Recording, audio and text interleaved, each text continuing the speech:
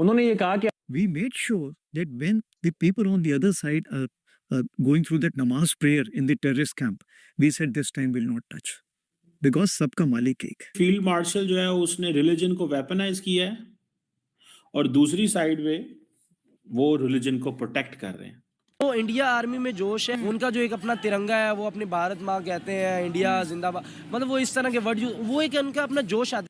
वो कहते हैं जनाब कि हमने जब पाकिस्तान पे हमला किया ना तो हमने इस चीज को देखा, हमने इस चीज को देखा कि वहां पे नमाज का वक्त तो नहीं है। फिर जंग होगी, फिर कुछ ना कुछ, कोई ना कोई झड़प होगी और अब जो होगी वो पहले से ज्यादा होगी। और इंडिया एक का एक बंदा भी लगा दे, उनके 30 बंदों से भी ज्यादा आवाज होगी। ये बड़ी चीजें मैटर करती हैं। जो जंगें लड़ी जाती हैं वो जोश से लड़ी जाती हैं। वो चाहे तो दुनिया की तारीख का पांसा पलट सकते हैं। इंडियन फौज चाहे तो दुनिया की तारीख का पांसा पलट सकती है। उनके पास वो वेपन्स मौजूद हैं, रिसोर्सेज मौजूद हैं। गुज़िश्ता हफ्ते पॉडकास्ट इंटरव्यू में पाकिस्तान को दहशतगर्दी का जिम्मेदार करार दिया।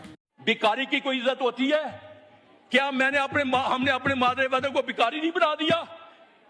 हम भीख मांगते हैं, आज यूएई हमसे पैसे मांग रहा है। एक वक्त की रोटी के लिए तरस रहे हैं और दूसरी तरफ हमारे वजीर आजम साहब शहबाज शरीफ साहब। पाकिस्तान के फील्ड मार्शल सैयद आसिम मुनीर ने भी एक बात की है और एक बात जो है वो इंडिया के आर्मी चीफ नेट के ऊपर एक चीज बहुत ज्यादा जो वो कर रही है वो ये है कि पाकिस्तान के आर्मी चीफ और इंडियन आर्मी चीफ जो हैं वो एक जगह पे ये खिताब है तो उसको जो है ना वो कनेक्ट किया जा रहा है कि जनाब ये क्या बात हो रही है और कैसे हो रही है। ये मैं आपको सुनाता हूँ। जो पाकिस्तान के फील्ड मार्शल सैयद आसिम मुनीर ने भी एक बात की है और एक बात जो है वो इंडिया के आर्मी चीफ साहब ने भी की है। वो कहते हैं जनाब कि हमने जब पाकिस्तान पे हमला किया ना तो हमने इस चीज को देखा, हमने इस चीज को देखा कि वहां पे नमाज का वक्त तो नहीं है। फील्ड मार्शल जो है उसने रिलीजन को वेपनाइज किया है और दूसरी साइड में वो रिलीजन को प्रोटेक्ट कर रहे हैं। मुझे ऐसे लगता है कि in case of this Pakistan की जो फील्ड मार्शल है ना वो हमेशा, मुझे उनका जो माइंडसेट समझ लगता है, मैं जो पॉइंट पहले कहने लगा हूँ, he always want to keep escalation ladder in his own hand.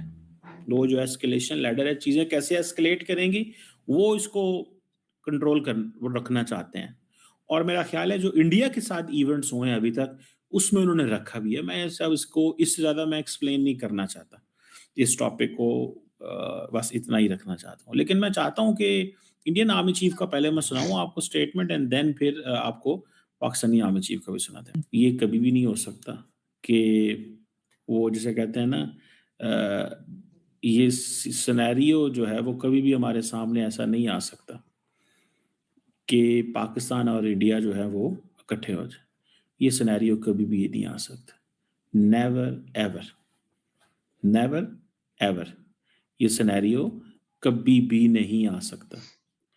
और मुझे ये भी लगता है कि ये जो सिनेरियो है इसका वो कहते हैं बनता ही नहीं है। हमारा इंडिया के साथ क्या लेना क्या देना। ये फील्ड मार्शल वो कहते हैं कि वो अलहदा है हम अलहदा है, ठीक है जी, वो अलहदा है हम अलहदा है, हमारा इनसे क्या लेना है देना या हमारी इनसे क्या सोच है। और उनका मजाज डिफरेंट है, उनकी ज़िंदगियां डिफरेंट हैं, उनका सारा रहना सहना डिफरेंट है और वो हमें एब्जॉर्ब नहीं करते। बेसिकली तो ये कह रहे हैं ना कि ये हमें एब्जॉर्ब नहीं करते। ये वो this is what I realise कि ये क्यों ऐसे किया जाता है और कैसे ये सोच की जाती है। पाकिस्तान में ये जो पाकिस्तान की कहानी की बात की जाती है ना, मैं आपको सच्ची बात बताऊं, तो कोई मुआहदे ना कीजिए, उससे तेल ना लें, तो हिंदुस्तान ने उनसे तेल भी लेके दिखाया, उनसे ट्रेड भी करके दिखाया। आज तक ईरान के साथ बिजनेस हिंदुस्तान करता है। वो नहीं डरा। अब आ जाएं आप इसराइल की तरफ या दूसरी कंट्रीज़ की तरफ, इनकी जंग की तरफ आ जाएं, तो हिंदुस्तान की पॉलिसी है दोस्ती की, उसकी जंग की पॉलिसीज़ नहीं है। आप पिछले 20, 30, 40 सालों में निकाल के देखें कि हिंदुस्तान ने कितने मुल्कों के साथ जंग लड़ी है या कितने मुल्कों को ब्लैकमेल किया है। देखें, तरक्की जो मुल्क करते हैं उनकी कामयाबी ये होती है कि वो जंगों की तरफ नहीं जाते, वो अपने मुल्क को जो है ना बिजनेस की तरफ लेके आते हैं, अपने मुल्क में इंडस्ट्रीज लेके आते हैं, अपने मुल्क में कारोबार लेके आते हैं, अपने मुल्क में इन्वेस्टर जो हैं उन्हें फ़ायदा देते हैं वो लोग। लेकिन हम लोग जो है ना सिर्फ जंगी सामान इकट्ठा करने पे अपना टाइम ज़ाया करते हैं, सिर्फ जंग के लिए हम कोशिश कर रहे होते हैं। हम लोग ये कोशिश नहीं करते, ये पिलकती हुई आवाम, ये महंगे बिजली के बिल, ये महंगा आटा,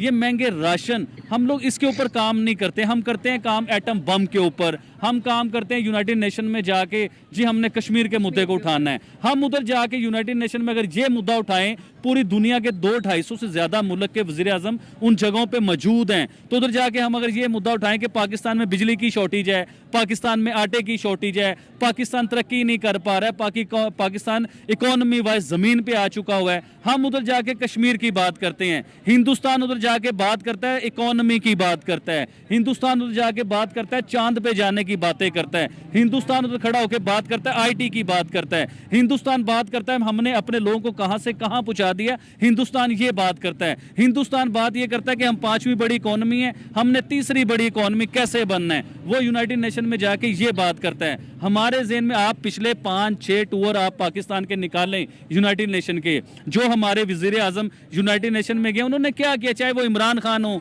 चाहे वो नवाज शरीफ हो, चाहे वो शहबाज शरीफ हो, चाहे वो शाहिद खाकान अब्बासी हों, कोई भी वज़ीर आज़म आप निकाल के देख लीजिए, उन्होंने यूनाइटेड नेशन में जाके सिर्फ कश्मीर का ही रोना रोया है। देखिए, कश्मीरियों से मोहब्बत हमें भी है, हम भी कश्मीरियों से प्यार करते हैं, हम भी चाहते हैं कश्मीरी जो है खुद मुख्तियार हों या कश्मीरी के अपने मामलात या कश्मीर जिसे चाहते हो उसे PM बनाएं, अपने इलाके का MP बनाएं, MNA बनाएं। और ये प्राइम मिनिस्टर नरेंद्र मोदी